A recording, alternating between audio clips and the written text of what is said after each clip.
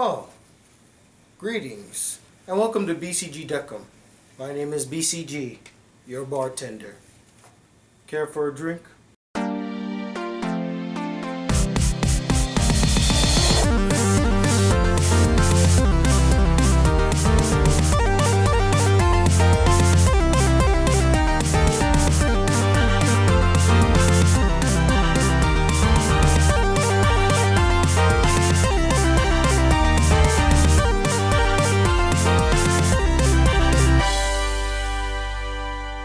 Hey guys, the Black Critic Guy, and by popular demand, I am back with a new anime review on the anime Dead Parade. So the anime Death Parade mainly takes place in Queen Deckham, a purgatory-like bar ran by an arbiter named Deckham and his nameless assistant, where they make the souls of the recently dead partake in games in order to pass judgment on them and decide which soul gets to go to heaven or hell. Now, when I recently asked you guys which anime were you dying for me to watch and review, a majority of you said Death Parade. So needless to say, that was the one that I ended up choosing. And I gotta say guys, I'm so glad I chose this anime because this anime is excellent. And before anybody says it, yes, I know this anime was based off of a short film called Deadpool that came out 2 years ago, and yes, I did see that one first before I watched the series to kind of get a grasp of what I was going to be getting into. So let's get down to basics. What did I really like, nay,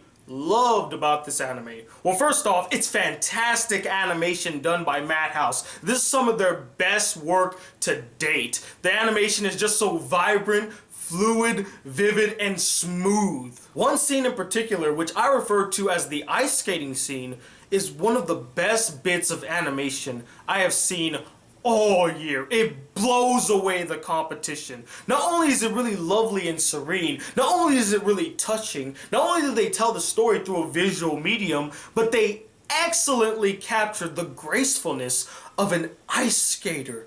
It almost brought tears to my eyes, guys. That, without a doubt, is what I call a perfect scene. The scene excels in every single aspect, from story to character to animation to music. And if you were to take this scene out of the anime, it could work as its own standalone short film. That's what makes it a perfect scene. My only gripe about the animation is that they could have worked a little bit more on diversity with the character designs, as some of the female characters shared very similar designs to the point where I couldn't tell them apart. I thought one character was another character or they were the same characters. Okay, the music. It is just fantastic. Both the songs and the score. They do a really good job at blending both a groove-tastic feel, like you're just having so much fun, to a really somber and sad tone, which is really incorporated in the score throughout the entire series. And the opening theme? Love it to death. One of the most catchiest opening themes I've heard all year.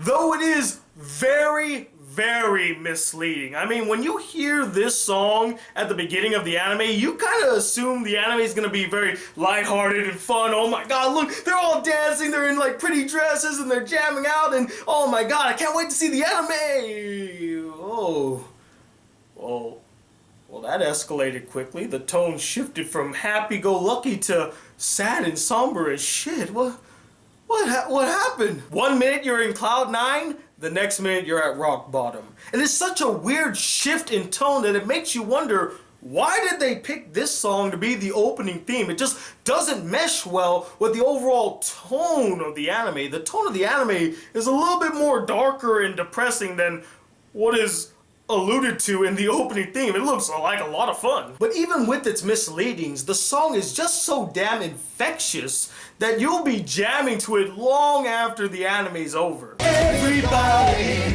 put your hands up. Now, before I delve into the things I liked about the story, I want to mention a few of the concepts in the anime that I found really unique and wholly original. Like the concept of this purgatory-like place where these souls gather together and play these games to kind of test the darkness within their soul to see which one of them will go to heaven or hell. I found that very fascinating, and you don't really get to see a lot of representations of purgatory in anime or even movies. And the fact that they represent purgatory as this really chill lounge area where you can sit back, relax, and play some games, I really like that. I thought that was a fantastic idea. As well as the concept for what heaven and hell really is, which I won't give away. And the last concept I found really fascinating were the Arbiters. These emotionless beings that have never lived and can never die. And the reason I found them so fascinating is because they were designed mainly to pass judgment on human souls. And when passing judgment on human souls, you kind of need to detach yourself from human emotions, which might blindside you from making a proper judgment. That's why they're so emotionless, and they can be more effective in that way.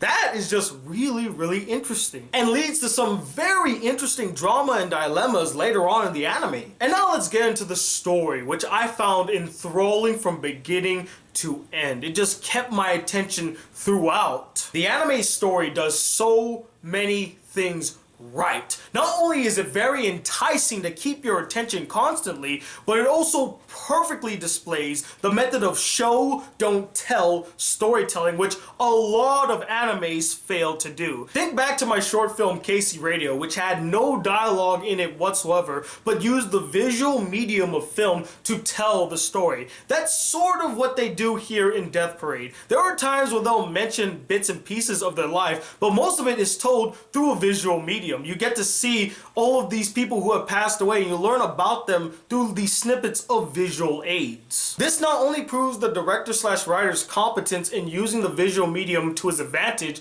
but also shows that he respects his audience enough not to hand feed them the story and just use their brains to piece the story together to get a full understanding of what happened in their lives. Another piece of brilliance of the story, which creates a lot of interesting moments of drama and discussion, is when they address the different ideologies and perspectives on the methods of judgments and not really choosing a side throughout the anime. At the end, you could almost make an argument that they do choose one side over the other, but I personally felt like they left it vague enough to let the audience decide for themselves. It was just so fascinating to see throughout the anime whether or not the Arbiters' judgments were actually just or unfairly done because they add an extra element into the equation that made the characters act a certain way. I also love the fact that the story did not get repetitive. It easily could have been, with every episode being like a new character shows up, we learn about their backstory, rinse and repeat, but they do switch it up here and there, and I love that the story did that. It kept the interest of the anime alive. And there were many side character stories in this anime that were just as interesting as the main story itself, many of which were even more impactful than the main story itself. The two that really come to mind is episodes 3 and 4, with episode 3 just being really touching and episode 4 being so sad and sorrowful that it actually made me tear up, guys. Like, it broke my heart. And with that said, that now leads me into the characters of the anime, which I also found very fascinating and enjoyable, from the main characters to the side characters. I really liked, respected, and got attached to Decim. Not only is he really cool, but his journey/growth in the anime is really well done. You get to see him kind of learn to become a better arbiter and make better judgments, and kind of hearing it from a different perspective from his assistant, and he just grows into such a fully realized character, and the guy is just really smooth and cool. Like, I just like the way he looks. His assistant as well, who goes unnamed until the very end of the anime, is not only very sexy, but also really interesting overall, and has a very good development and backstory. And I really loved their relationship in this anime. They had great chemistry, they had good banter, and they learned and grew from each other. You also got many interesting reoccurring characters in this anime, and though they lack character development, they make up for in having memorable and great personalities, like Ginty, who is an arbiter just like Decim, but is the complete opposite of him. Where Decim is very calm and reserved, Ginty is very loud, abrasive, rude, and in your face. This guy just wants to cause so much shit, and he always seems very angry. It doesn't matter what time of day it is. It could be early morning, he's really angry. He could be at a party, he's just like... You also have Nona, who's kind of like the guardian or watcher for Decim. She's always kind of like by his side and always interested in what he's doing. You don't really know much about what her role is or what she does, but she's a fascinating character and has a great personality. And the last thing that I absolutely love about this anime was its ending. It was perfectly done. A great conclusion to the series. The characters are fully realized, the story had resolution, and it brought tears to my eyes. It literally made me tear up. Now, if I'm to be perfectly honest here, I don't really have any major problems with this anime. I loved it to death, but I do have a few irritations with it. One of which is that I wish they could have explored more of this world. They do a good job at world building, but not good enough to the point where you get a whole understanding of this world. There's just so much going on and so many ideas packed in to a 12 episode anime. It also would have been very interesting to know what happened to God in this world. Like, they make mention to him one time in one episode, and then God's never talked about again. Where is God in all of this? Is this like the world of Sunday Without God, where God's like, well, fuck it, I'm done with the world, you guys can take care of it now? Like, where does that all fall into? There's just so many things about the story that isn't explained fully that you kind of want answered by the end. And the last irritation that I had with this anime was that there was this one side character girl that shows up in the anime whose story is complete. Like, her story is done, but she continues lingering around in the anime for a while until the very end, and I was wondering, what was the point of that? Because her story was complete, and that little side thing with her nearing the end, honestly, could have been taken out of the anime because it really didn't serve any purpose. So I was just wondering, why was she there?